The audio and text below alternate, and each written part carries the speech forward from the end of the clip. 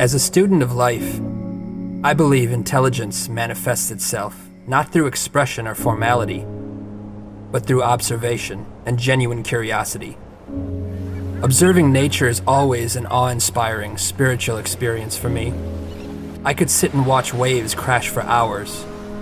The ocean in particular reminds me how incredibly fascinating our planet is and how little we know, despite what we think we know. There's nothing more humbling than being face to face with something so much bigger than yourself.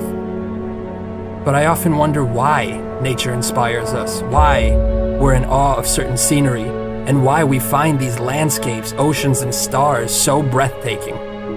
We haven't done anything to earn this awe, so why do we feel it? It is this very question that leads me to believe our most inspired state, then, is not one of accomplishment, but of humility.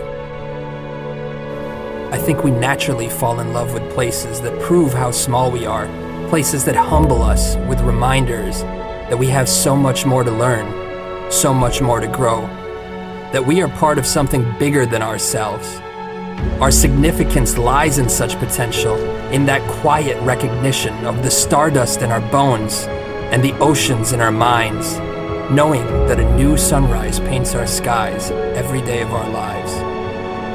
And by virtue of just being, by existing, nature gives us a free front row seat. It's like we've won the evolutionary lottery. That's why I find it perplexing that we live such misdirected, consumed lives. We could quite literally not exist at all. We could be nothing. We could be incapable of perceiving any of this. All of us are always just one unexpected phone call, one diagnosis, one broken heart, one newfound love, and one moment away from being completely different people with completely different priorities. Indeed, how frail we are, and yet how blessed we are. You see, those seemingly insignificant moments spent with nature remind you of what's important. They remind you that all we really have is our consciousness and each other. After all, what is life without either? I would say then that it matters little what we've achieved if those achievements are not also in service of others.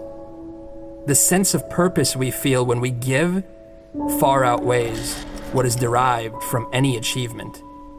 And unlike a trophy which fades into darkness, giving has a glory that lasts a lifetime.